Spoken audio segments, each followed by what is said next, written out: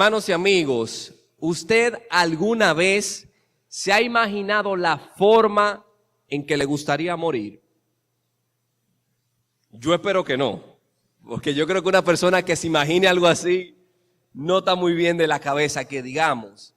Sin embargo, hermanos, la muerte siempre será algo trágico, pero a veces se da en circunstancias tan atípicas que pudiera ser hasta jocoso. Imagine que usted pueda morir a causa de una babosa. Usted va caminando por la calle, va a cruzar la calle, el semáforo le da luz verde para que usted cruce, y cuando usted intenta hacerlo, viene un auto que también tenía la luz verde para continuar y lo arrolla. Usted murió a causa de que una babosa se metió en la caja de controles del semáforo, huyendo del sol, y desprogramó el semáforo. Usted murió a causa de una babosa. Pero hermano, imagínese morir a causa de una manguera. Supongamos que usted es un seguridad de una farmacéutica. Y en esa farmacéutica se están haciendo experimentos con animales y va un grupo de manifestantes a decir que no se hagan esos experimentos. Usted, para ahuyentar ese grupo de manifestantes, busca una manguera, comienza a rociarle agua, pero resulta que la manguera es contra incendio, es una manguera de presión. La manguera se le resbala, le da en la cabeza y usted muere. Murió a causa de una manguera. Esta y otras muchas maneras ridículas de morir era lo que presentaba ese famoso programa que muchos en algún momento vimos, que se titula 1000 maneras de morir. Y en este programa, hermano, habían expertos que explicaban estas muertes. ¿Cómo se dieron estas muertes ridículas y atípicas? Hermanos y amigos, Malaquías por igual nos cuenta una historia que pareciera ser hasta ridícula, pero que no deja de ser trágica. Y si fuéramos a realizar una serie, supongamos para una plataforma como Netflix, acerca del pueblo de Israel, esta serie se titularía 1000 maneras de rebelarse contra Dios. Un bestseller sería. O 1000 maneras de pecar contra Dios. Y los profetas serían esos expertos que explican cómo el pueblo pecaba contra Dios y cuáles eran las consecuencias de sus pecados. Por ejemplo, Jeremías, que fue un profeta que predicó antes y al inicio del exilio a Babilonia, le dijo al pueblo de Judá una y otra vez: dejen de pecar, arrepiéntanse, vuélvanse a Dios. Y el pueblo hizo todo lo contrario. El pueblo siguió pecando hasta que fue enviado a Babilonia como castigo de parte de Dios. Eso sucedió en el año 606 a.C. Y allá sabemos y recordaremos que duraron 70 años en cautiverio. Ahora bien, cuando Malaquías entra al escenario histórico de Israel, como mencioné al principio, fue el último profeta del Antiguo Testamento. Ya para el tiempo de Malaquías, hermanos y amigos, el pueblo había regresado. Ya el pueblo tenía el templo reconstruido, habían regresado en 3 grupos que muchos recordaremos. Uno con Zorobabel en el 536, otro grupo con Esdras en el 458 y otro grupo con Nehemías en el 445. Ya la mayoría del pueblo estaba en su tierra. Tenían templo, tenían la palabra fielmente enseñada por Esdras y tenían los muros levantados de la ciudad. Pero lo que no tenían eran corazones arrepentidos que se hayan vuelto a Dios. Entonces, para el año 432, entra Malaquías a la escena.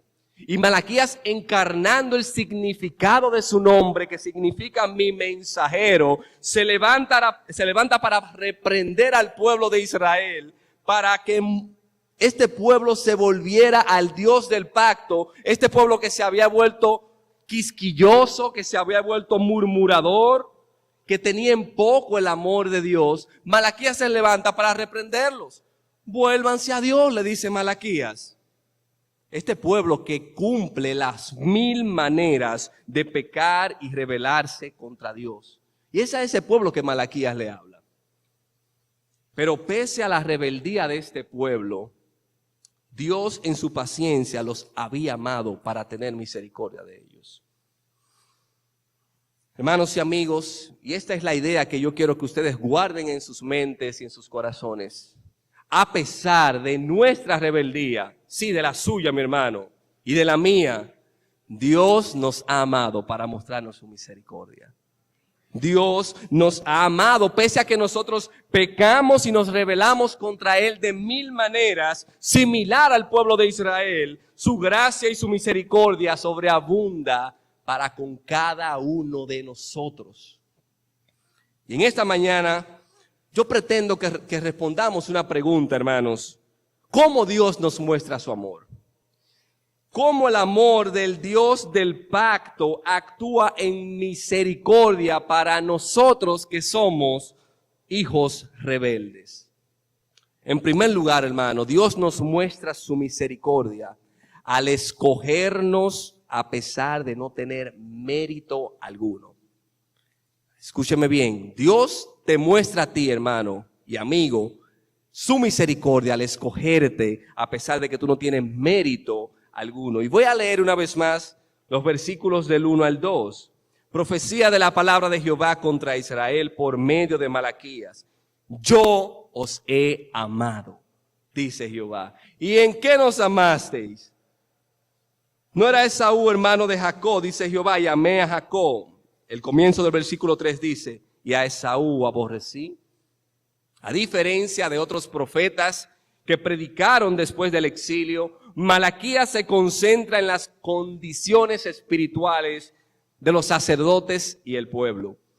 Y a lo largo de los capítulos, él va a llevar su mensaje de una forma que se conoce hoy en día como diatriba. No tienen que aprenderse ese nombre, hermano. Pero básicamente lo que Dios les hace al pueblo es una declaración y el pueblo responde para atrás con una pregunta o con un argumento sin fundamento. Y de esta forma Malaquías lleva una serie de declaraciones y el pueblo responde. Dominicanamente diríamos es un dime y direte con el Dios de Dios con el pueblo, con su pueblo. Y eso lo podemos ver al inicio porque Dios le dice, yo los he amado. Y ellos dicen, ¿y en qué nos amaste? ¿En qué nos has amado, Dios?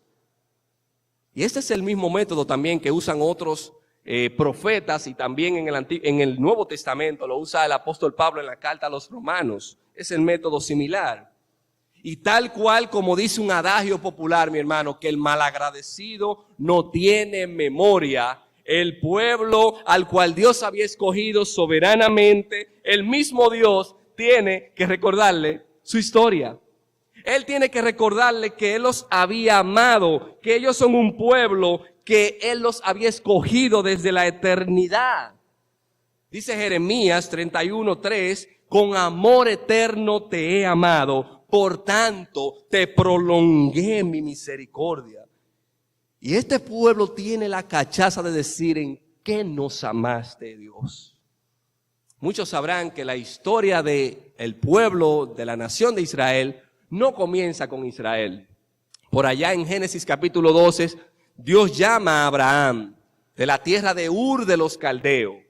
Y Dios llama a Abraham porque a través de la descendencia de Abraham, Dios traería aquel Mesías que aplastaría la cabeza de la serpiente. Y Dios lo llama, Abraham, su esposa Sara era estéril, por milagro de Dios tiene un hijo Isaac. Luego Isaac conoce a Rebeca, con quien se casa, y Rebeca también era estéril. Por milagro de Dios, tienen 2 mellizos. Y antes de que estos mellizos supieran el bien o el mal, Dios le da una declaración, hermano, que va a marcar toda la historia. El mayor servirá al menor. ¿Y a qué se debió esta decisión? ¿A que uno era mejor que el otro? ¿A que uno era más bonito que el otro? ¿A que Dios vio de antemano que uno le iba a obedecer y el otro no? No, mi hermano, esta decisión se debió pura y simplemente a la soberanía de Dios.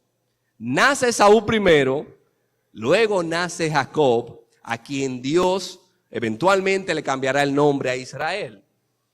Y ciertamente Jacob es la descendencia que Dios escoge para formar su pueblo, del cual descendería el Mesías. Y en esta historia, hermanos, podemos ver claramente que la formación y preservación del pueblo de Israel ha sido por milagro de Dios. Sin embargo, el pueblo a esta altura de juego continúa diciendo: ¿en qué nos amaste? Dios, que ha mostrado su amor a través de acción a través de su pueblo, el pueblo le pregunta: demuéstranos que tú nos has amado, Señor. Y es precisamente a lo que Dios les quiere llamar su atención. Dios les está diciendo: la muestra de mi amor, pueblo rebelde, es que a pesar de su rebelión, yo nunca los he abandonado. Sí, ustedes pasaron por un cautiverio, ustedes pasaron por un exilio, pero fue a causa de su pecado, pero mi amor siempre ha estado con ustedes. Yo los he amado, dice el Señor.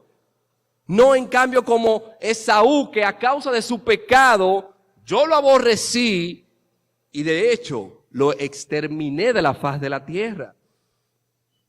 Ahora bien, hermanos, adentrándonos un poco en la mente de los israelitas de ese momento, de los judíos de ese momento, podríamos pensar que habrían razones para dudar del amor de Dios. Imagínense ustedes, Dios les había prometido que vendría un Mesías, que vendría un templo, que este segundo templo, la gloria de este segundo templo sería mayor que la primera. Y era todo lo contrario, por lo menos a simple vista. Y uno podría decir, bueno, pero ellos tenían tal vez un poco de razón para dudar del amor de Dios. Pero en vez de dudar, hermanos, ellos debían darle gracias a Dios de que a pesar del juicio, ellos seguían siendo una nación. Ellos seguían siendo un pueblo, el pueblo de Dios. No así como Esaú, que es lo que Dios le va a describir a continuación. Dios le va a decir, miren el ejemplo de Esaú. Esaú, que eran sus hermanos, literalmente, Dios le dice, y a Esaú aborrecí, y convertí sus montes en desolación, y abandoné su heredad para con los chacales del desierto.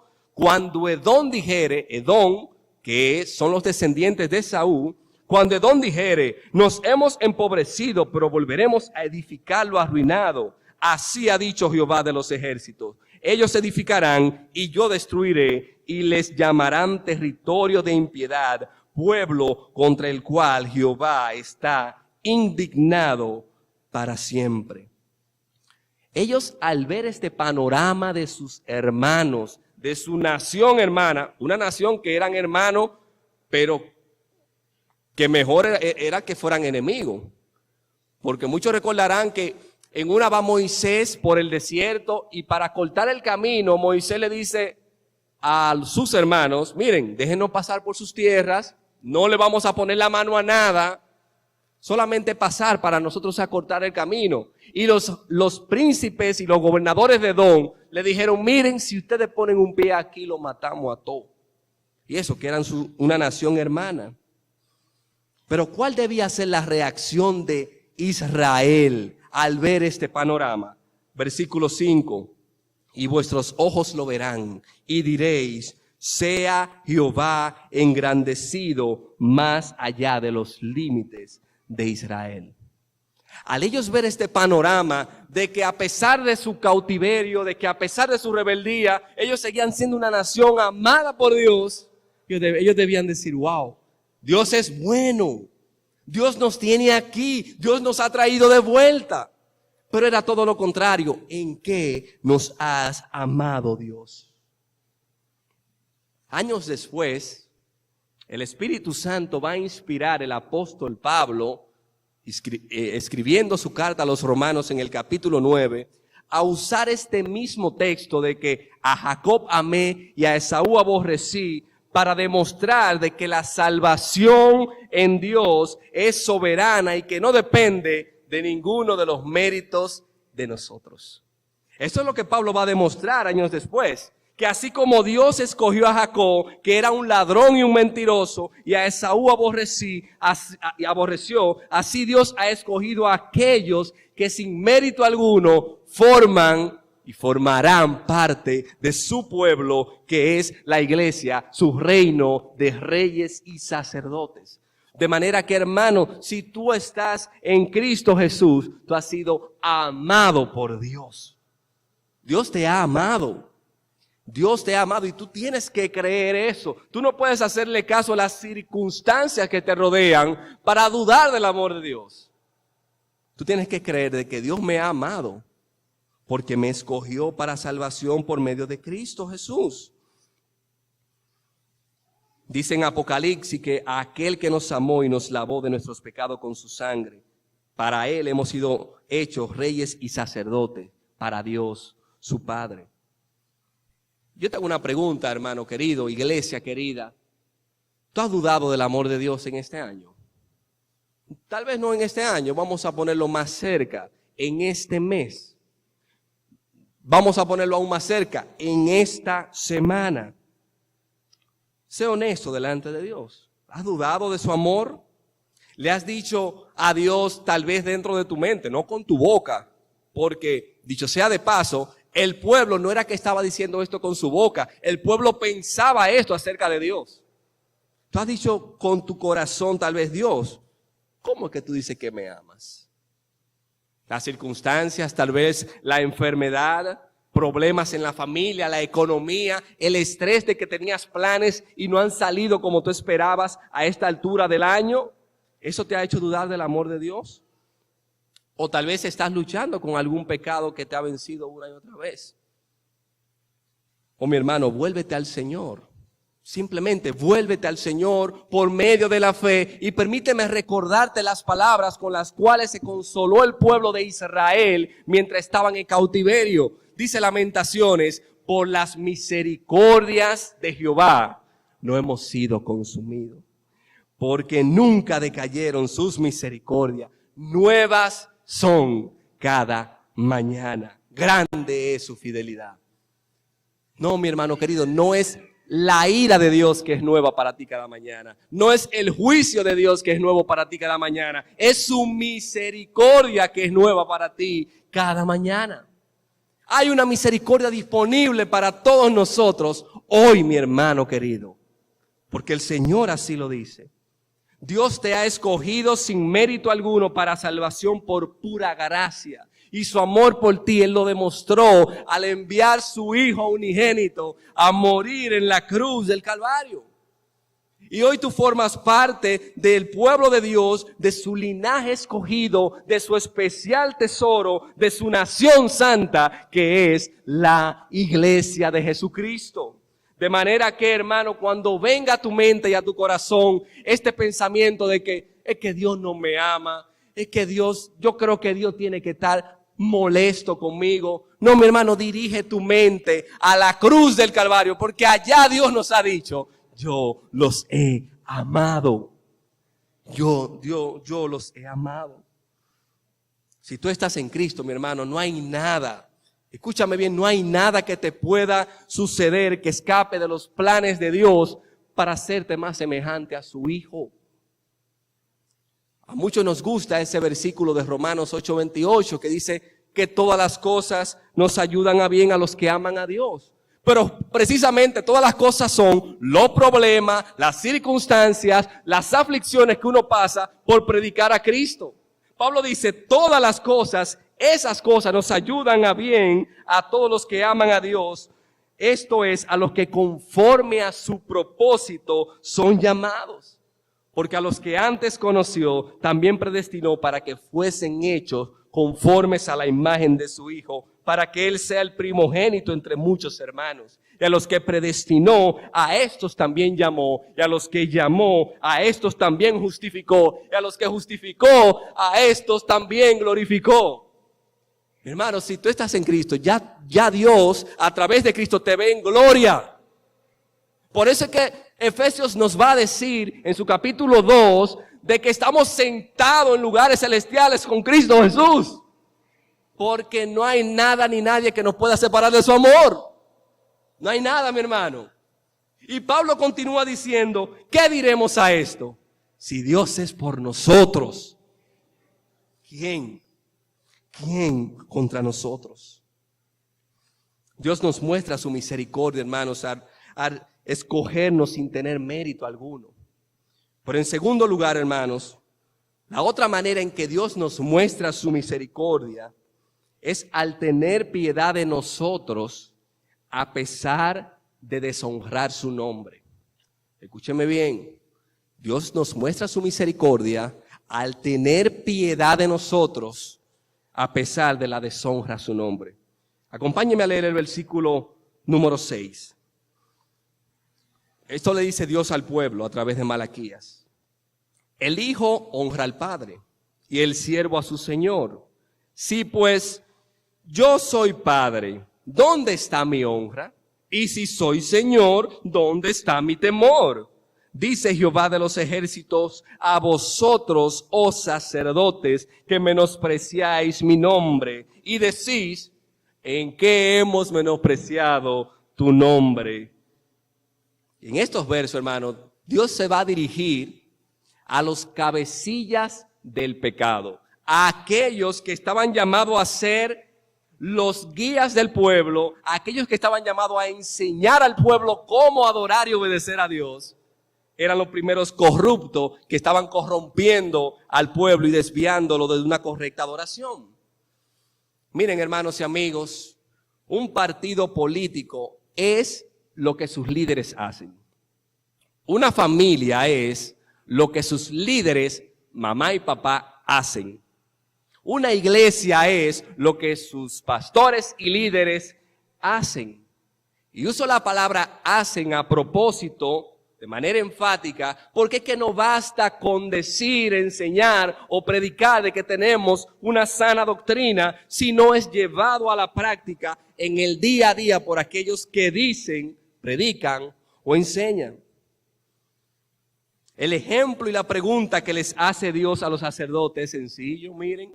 Dios le dice, el hijo honra al padre. Amén, sí, eso es cierto, porque hay un mandamiento que dice que honrarás a tu padre y a tu madre.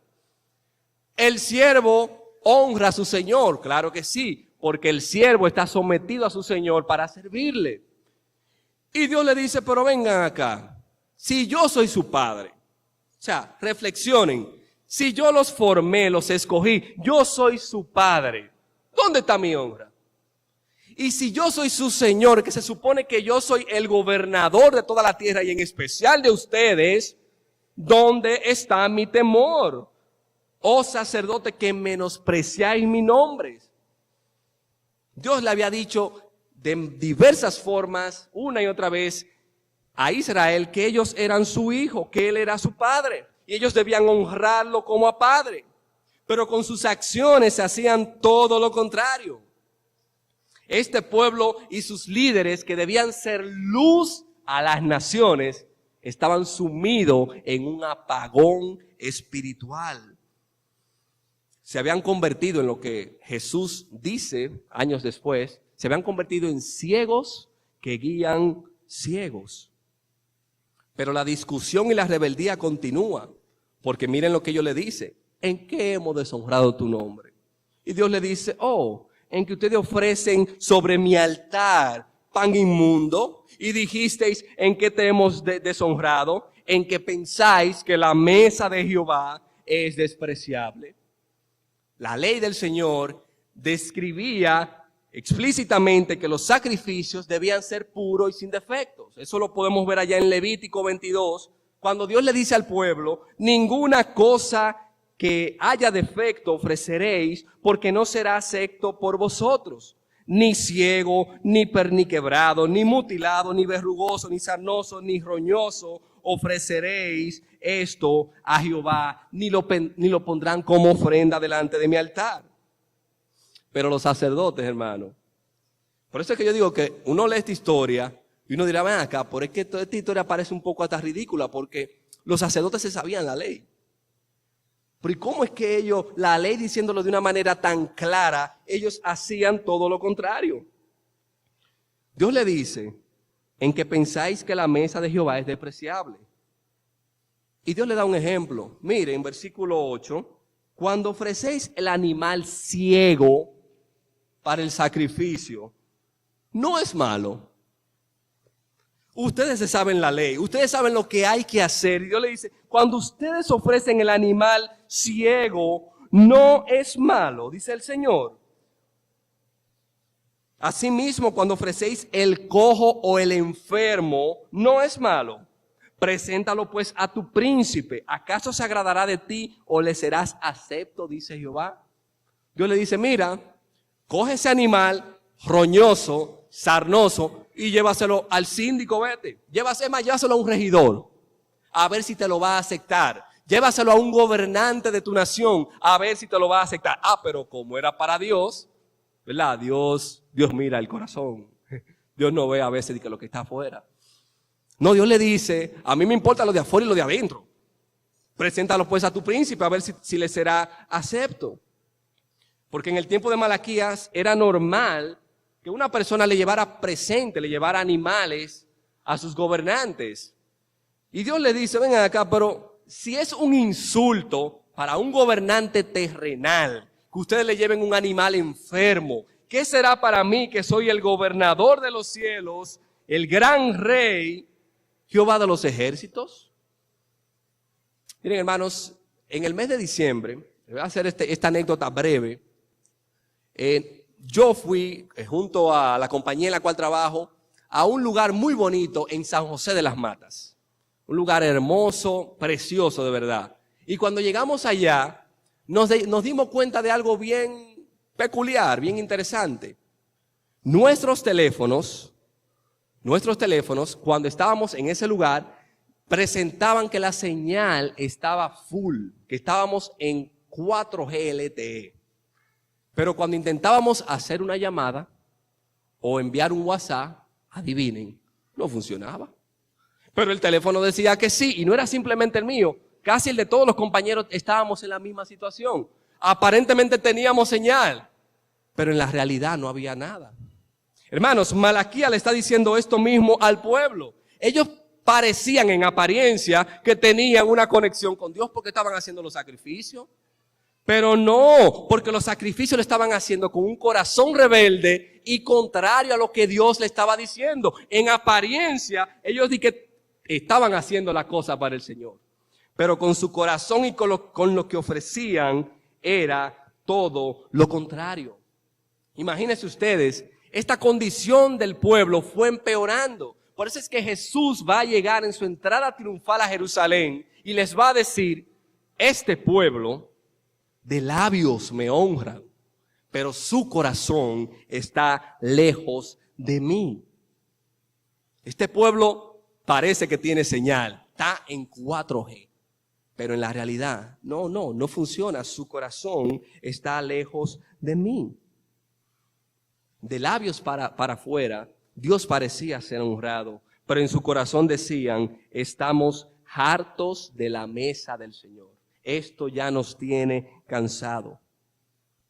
Hermanos, cuando la adoración a Dios se corrompe y es menospreciada, la sociedad entera se corrompe. Porque, hermanos, estos eran los líderes. Y escuchen bien, y Marrero lo dijo en un mensaje que yo escuché. En Israel no había escuela, mi hermano. Los muchachos aprendían lo que veían de lo grande. El muchacho paraba para arriba y para abajo, era con la mamá y el papá. Si ellos veían que Dios era deshonrado por su padre, ¿qué ellos iban a aprender? A honrar a Dios.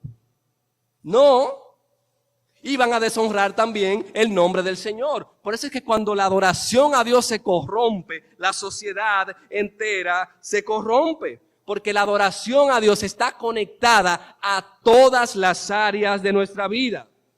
Y Malaquías nos muestra que un menosprecio contra Dios trae consigo una corrupción espiritual y por ende moral. Los líderes espirituales y el pueblo menospreciaban la adoración a Dios.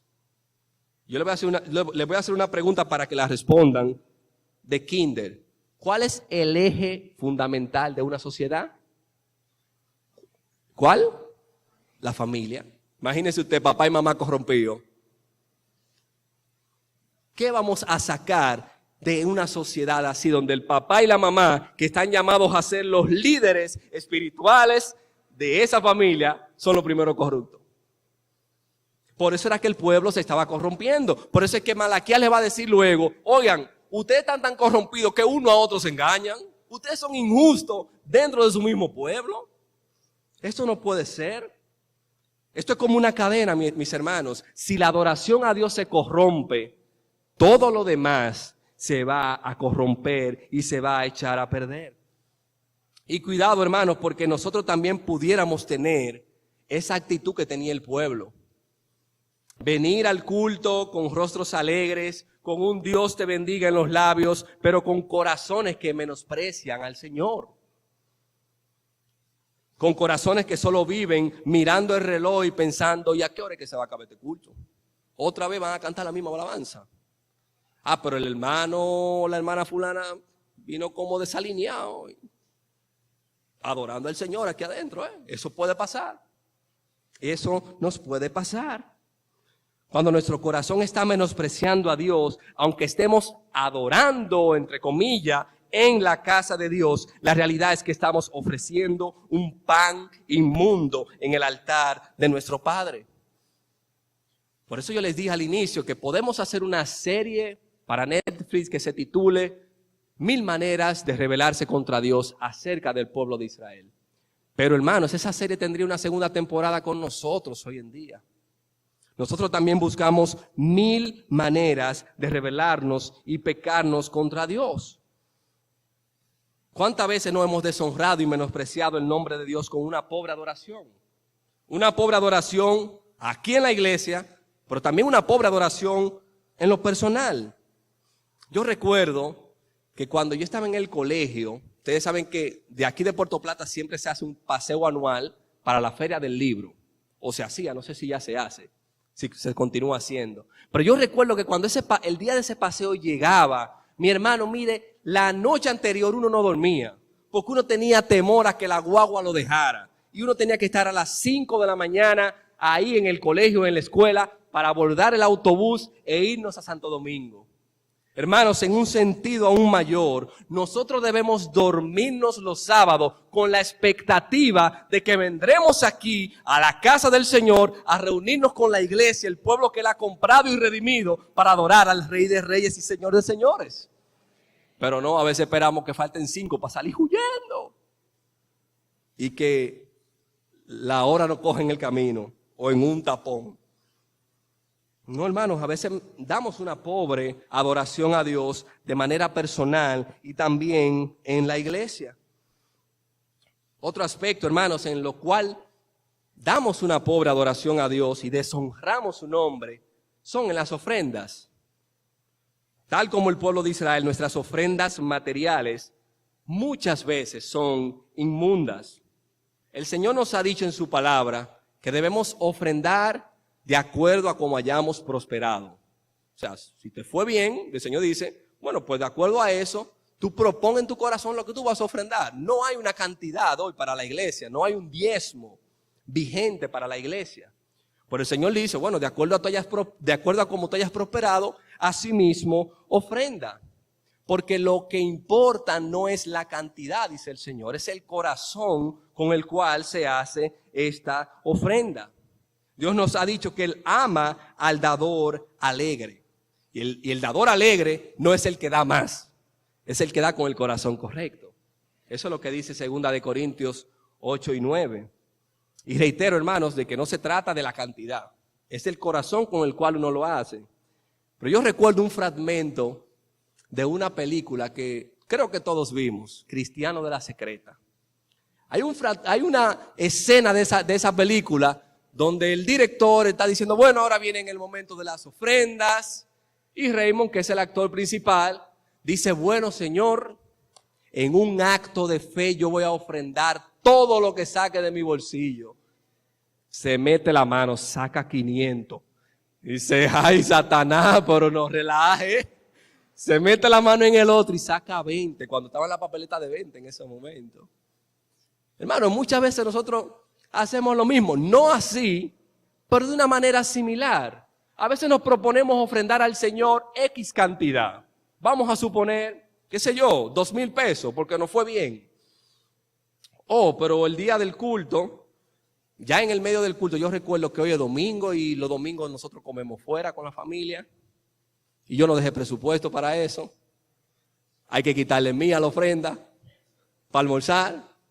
Ok, quedan 1,000. Pero yo veo al hermano fulano de tal que yo le dije que le iba a pagar 500 pesos cuando yo cobrara. Y yo no lo recordaba eso y ya yo cobré.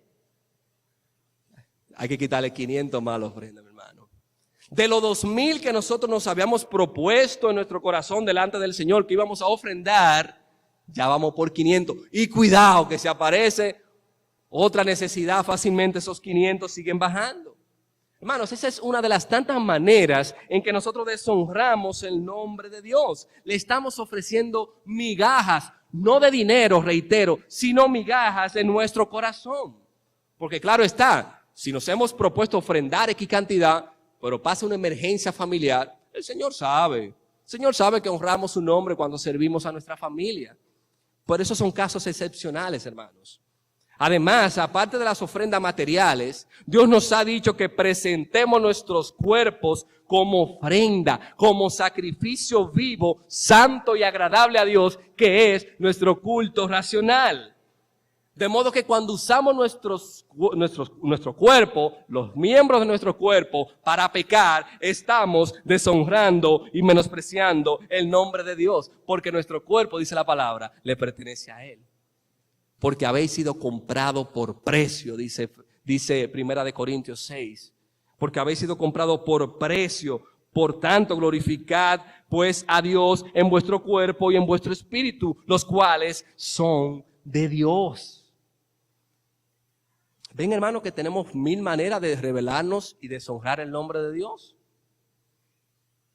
Sin embargo, hermano, tenemos a un Dios que es lento para la ira y grande en misericordia, el cual tiene piedad de nosotros, aun cuando deshonramos su nombre. Miren lo que dice el versículo número 9. Ahora pues, pueblo rebelde, nosotros, iglesia a veces que somos rebeldes, ahora pues, orad por el favor de Dios para que tenga piedad de nosotros. No es solamente que Dios saca a la luz nuestros pecados ocultos, sino que Él también nos conduce al arrepentimiento y a una correcta adoración a su nombre. Por eso, hermano, es que podemos acercarnos a Él confiadamente, teniendo la seguridad de que alcanzaremos su misericordia y su socorro, porque somos buenos. No, porque Jesucristo ha pagado el precio. Porque Jesucristo dijo en la cruz, consumado es. Consumado es. Y es confiando en esa obra que nosotros podemos venir en arrepentimiento y decirle, Señor, perdónanos. Señor, lávame. Señor, ten misericordia de mí. Y tenemos la certeza de que el Señor tendrá misericordia de nosotros. Porque no es que estamos en un estado de gracia y después caemos. No, hermano. Por Cristo Jesús estamos unidos a Él y estamos en su gracia eternamente hasta que estemos en los cielos. Si tú estás en Cristo, mi hermano querido, tú puedes decir con toda confianza esa declaración que dijo Job: yo sé que mi Redentor vive. Y aún del lodo del pecado, aún del lodo de cualquier situación en la que nos hayamos metido, Él nos levantará. Y hasta aquí hemos visto, hermano, dos formas en las que el Dios del pacto tiene misericordia de nosotros. Primero, al escogernos sin nosotros tener mérito. Usted no tiene mérito, hermano. Dios lo escogió por pura gracia y misericordia y lo salvó por pura gracia y misericordia. No diga que yo era bueno, que yo no era tan malo. No. Dios te salvó. Eso fue un milagro. Pero también, en segundo lugar, al tener piedad de nosotros, aun cuando deshonramos su nombre. En tercer y último lugar, hermano, y más brevemente, Dios nos muestra su misericordia al Él ser nuestro gran Rey, a pesar de que no lo complacemos. Vayan conmigo al versículo número 10. Vamos a leer el versículo 10 y el 14. Versículo 10 dice: ¿quién también hay de vosotros que cierre las puertas o alumbre mi altar de barde? Yo no tengo complacencia en vosotros, dice Jehová de los ejércitos, ni de vuestra mano aceptaré ofrenda. Versículo 14. Maldito el que engaña, el que teniendo machos en su rebaño promete y sacrifica a Jehová lo dañado, porque yo soy gran rey, dice Jehová de los ejércitos, mi nombre es temible entre las naciones. Miren, hermanos y amigos, lo que Dios está diciendo aquí es fuerte. Dios está diciendo, hay alguien en medio de ustedes que agarre y cierre la puerta del templo. Porque es que lo que están haciendo ahí adentro es un menosprecio y una deshonra a mi nombre. Es como si Dios le dijera a una iglesia, no aparece un hermano que cierre ese templo, que ahí no adoren, que ahí no se reúnan. De hecho, la nueva traducción viviente de la Biblia lo traduce de la siguiente manera, ese versículo. ¿Cómo quisiera que alguno de ustedes cerrara las puertas del templo para que esos sacrificios despreciables no fueran ofrecidos? Los sacerdotes y el pueblo, hermano, a la hora de realizar los sacrificios, estaban pecando de todas las formas habidas y por haber. O sea, era de todas formas que ellos pecaban. Pecaban al llevar al altar lo inmundo, un animal en malas condiciones. Es más, no solamente un animal en malas condiciones. Habían personas que tenían la cachaza madura. Ellos llevaban un animal robado. Se robaban un chivito, porque Dios se lo va a decir en el versículo 13. Ustedes me traen lo hurtado. O sea, lo que ustedes se roban, lo que ustedes saben que fue robado, ustedes lo traen para presentarlo en la casa del Señor. O lo que fue arrebatado de las fieras, que vino tal vez un lobo, tal vez una fiera y digamos destrozó parte de ese animal. Ese ustedes me lo traen. Ah, pero el macho cabrío, el bonito, ese no, ese déjalo ahí. Vamos a llevarle al Señor. Porque Él va a aceptar, ¿verdad?, lo que le ofrezcamos. Además de llevar eso, hermano, pecando, llevando lo inmundo, ellos decían dentro de sus corazones, miren el versículo 13, habéis además dicho, oh, qué fastidio es esto. Hermano, eso en un buen dominicano es, estamos hartos de servir a Dios. Estamos hartos, pues hay que ir todos los domingos para el culto, a las 9. Uno viene con cara alegre, pero por dentro, cónchale, no hay un domingo de vacaciones. Eso es lo que ellos estaban diciendo. Oh, qué fastidio es el servir a Dios. Estaban pecando de toda la forma. Y este reclamo que Dios les hace, también se lo había hecho el profeta Isaías hace cientos de años. Isaías le dijo en el capítulo 43, verso 22, y no me invocasteis a mí, oh Jacob, sino que de mí te cansaste, oh Israel. No me trajiste a mí los animales de tus holocaustos, ni a mí me honraste con tus sacrificios. Y uno dirá, wow, pero de ese cuadro tan sombrío, ¿qué se puede sacar? En medio de todo este caos de pecado y rebeldía del pueblo, en el versículo 11, mi hermano, Dios nos da una brecha de que no todo está perdido. Dios estaba mirando hacia el futuro cuando la adoración a su nombre no se limitaría en un lugar ni en un altar, sino que los verdaderos adoradores adorarían en espíritu y en verdad. Y aunque este verso en nuestra Biblia Reina Valera tiene los verbos en tiempo presente, de acuerdo al contexto y a otras traducciones, la mejor forma de traducirlo es con los verbos en futuro.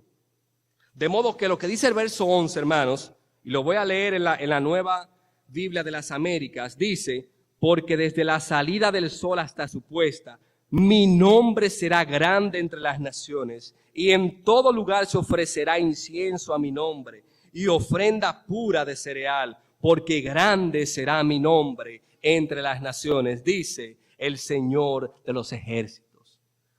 Hermanos, en esa declaración, Dios estaba pensando en ti. Dios estaba pensando en la mujer samaritana, que el Señor le dice, mira, no es ni aquí ni allí que se va a adorar. Los verdaderos adoradores adorarán en espíritu y en verdad. No es que haya el templo que hay que ir a adorar. Es en espíritu y en verdad, en el nombre de Cristo Jesús que vamos a adorar. Dios estaba pensando en nuestra redención y salvación, porque en el futuro Él habría de demostrar de una manera sin igual que es rico en misericordia. Hermanos y amigos, en nuestra condición natural no hay ofrenda que podemos dar a Dios que le complazca. De hecho, nosotros no tenemos forma de complacer en nada a Dios en nuestra condición natural. Y en eso nosotros somos iguales o peores que el pueblo de Israel. Isaías 64:6 nos dice que todos nosotros somos como el inmundo y como trapo de inmundicia todas nuestras obras justas. Sí, mi amigo, tú que te crees muy bueno, que nos estás escuchando, Dios dice que las obras que tú haces son como trapos de inmundicia. Mira qué tan bonitas son, porque no lo podemos complacer en nuestro estado natural. En efecto, si nos quedamos, hermanos, con este cuadro horripilante de que nadie, ni ellos ni nosotros, puede complacer a Dios, podemos llorar como lloró Juan en el capítulo 5 de Apocalipsis, porque Juan decía, pero no hay nadie que sea digno, no hay uno digno. En cambio, hermanos, hay uno que sí pudo complacer al Señor. Hay uno que sí pudo complacer al Padre completamente. Glorias sean dadas a Dios por Jesucristo, a quien el Padre le proclamó a oídos de todo, este es mi Hijo amado, en quien tengo complacencia. Hermanos, lo último que el pueblo tiene de memoria como escritura, que es Malaquías, es que Dios no estaba complacido en ellos. Pero llegamos al Nuevo Testamento, llegamos a la persona de Jesucristo y esa declaración que Dios expresó en un momento, aquí la invierte y dice, en este sí, este es mi Hijo amado en quien tengo complacencia. De manera que si tú quieres complacer el corazón del Padre, si quieres adorarle como Él se merece, aférrate única y exclusivamente a Cristo Jesús por la fe. Es en Él, mi hermano y mi amigo, que tú puedes adorar y complacer el corazón de Dios. No hay otra forma, no hay otro medio, no hay otra persona, no hay otro nombre bajo el cielo dado a los hombres en quien podamos ser salvos. Oh Iglesia de Cristo, nosotros somos, por medio de nuestro Señor y Salvador, un reino de reyes y sacerdotes para Dios. Y esta reprensión que Malaquías hace, aunque la hizo en su momento al pueblo y los sacerdotes, que ofrecían animales literalmente inmundos, también la hace a nosotros para que enderecemos nuestro camino, para que enderecemos nuestra adoración al Dios vivo y verdadero que nos ha comprado por precio, y el precio fue su único Hijo. De modo que si tú estás consciente de que has estado brindando una adoración incorrecta a Dios, ese es el día para que en arrepentimiento tú vuelvas al Señor con la seguridad de que Él te va a perdonar. Ese Hijo al tercer día resucitó, mi hermano, y Él está vivo. Él está vivo y nos dice Gálatas 2:20 que es con Él, es con Cristo que nosotros hemos sido crucificados. O sea, tu viejo hombre ya está muerto en la cruz de Cristo. Con Cristo hemos sido crucificados y ya no vivimos nosotros, mas vive Cristo en nosotros. Y lo que ahora nosotros vivimos, lo que hacemos en la carne, lo vivimos y lo hacemos en la fe del Hijo de Dios, el cual nos amó y se entregó a sí mismo por cada uno de nosotros. Es en Él, es en Él. De manera que, hermanos, honremos al Señor con la honra que Él se merece. Ya para concluir, hermanos, permítame dejarle con 3 aplicaciones finales sobre lo que hemos visto de Malaquías. En primer lugar, hermano, hay una canción infantil en inglés que tiene una teología sencilla y profunda a la vez. Yo voy a leer el verso y el coro que tiene esa canción en inglés y luego lo voy a recitar en español. En inglés dice lo siguiente: Jesus loved me, this I know, for the Bible tells me so. Little ones to Him belong, they are weak, but He's strong. Y el coro dice, yes, Jesus loved me. Yes, Jesus loved me. Yes, Jesus loved me. The Bible tells me so. Y en español sería lo siguiente: Cristo me ama, Yo lo sé, porque la Biblia dice que los pequeños son de Él, débiles son, más fuerte es Él. El coro diría de la siguiente manera: sí, Cristo me ama. Sí, Cristo me ama. Sí, Cristo me ama. La Biblia dice así. Hermanos, recuerda que Dios te ama. Dios no te odia, no. Dios no se ha ensañado contigo. Para ti hay gracia y misericordia cada mañana. Y su amor es inalterable, su amor es inmutable y no está determinado por la circunstancia que Él en su soberanía permita que nos sucedan. Y a pesar de nosotros no tener mérito alguno, el Padre, por el puro afecto de su voluntad y de su amor, nos ha bendecido con toda bendición espiritual en los lugares celestiales en Cristo, según nos escogió en Él desde antes de la fundación del mundo, para que fuésemos santos y sin mancha delante de Él. Por consiguiente, iglesia, en vez de tener 1000 maneras de rebelarnos contra Dios, persigamos el tener 1000 maneras de honrar y adorar su nombre como Él se lo merece. En segundo lugar, y esto va a los que somos esposos y padres. Hermanos, nosotros somos los principales responsables de que el altar de adoración de nuestra familia no sea deshonrado. Somos los principales. No, usted es medio flojo, no, apriétese los pantalones. Usted es el principal, usted es la cabeza de ese hogar. A usted es que Dios le va a rendir cuentas, a pedir cuentas en un momento. Somos los principales de que cuando llegue el momento de hacer el devocional familiar, ya sea en la mañana, ya sea en la noche, ya sea en la hora que ustedes hayan decidido, nosotros debemos de traer la palabra a la mesa y la oración. El muchacho está conectado por allá, no, paga eso y ven acá. La esposa está afanada en el hogar, no, mi amor, ven, dale una pausa y ven acá. Somos los principales de que nuestro altar esté encendido, adorando y glorificando el nombre del Señor. Usted no tiene hijos todavía, saca un tiempo con su esposa para orar y leer la palabra y hasta cantar. Nuestro matrimonio va a ser de acuerdo a cómo nosotros como líderes lo llevemos. Si lo llevamos cerca del evangelio, va a ser un matrimonio bueno.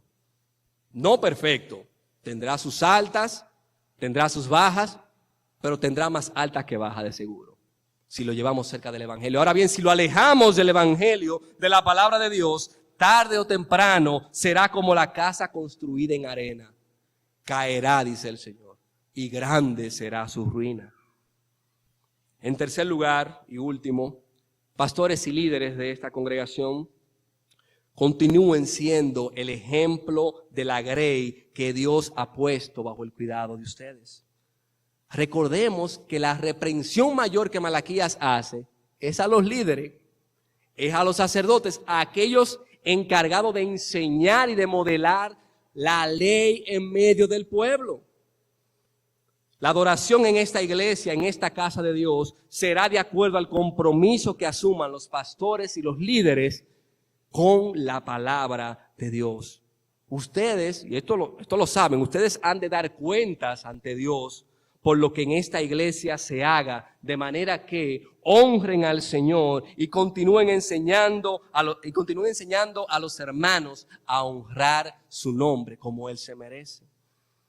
Que esta iglesia no se reúna aquí simplemente por costumbre, simplemente porque hay que cumplir, simplemente porque si yo no voy, mami y papi se van a enojar conmigo. No, joven, que tú vengas a la iglesia y te reúnas con la iglesia, que tu hermano vengas a la iglesia y te reúnas con la iglesia anhelando tener un encuentro especial con nuestro Padre que nos ha amado, para que juntos, con el poder del Espíritu, adoremos al Rey de Reyes y Señor de Señores. Vamos a orar, hermanos. Gracias, oh Padre, te damos por tu palabra. Gracias, oh Padre, porque tú nos has amado, oh Señor. Gracias porque en ti podemos confiar, oh Señor. Gracias porque en ti podemos volver en arrepentimiento, sabiendo que tú nos perdonas, porque nos amas. Porque ese amor, oh Señor, es a través de la persona de tu Hijo Jesucristo. Gracias, oh Señor, porque Él sí te complació. Gracias, Señor, porque en Él nosotros estamos completos. Hemos sido redimidos, escogidos, salvados, oh Señor. Y un día estaremos glorificados juntamente con Él, oh Padre. Gracias, oh Señor, oh Dios. Recuérdanos tu amor durante este día y durante toda nuestra semana, oh Padre. En Cristo Jesús, oh Señor, oramos. Y por medio de Él te damos las gracias. Amén.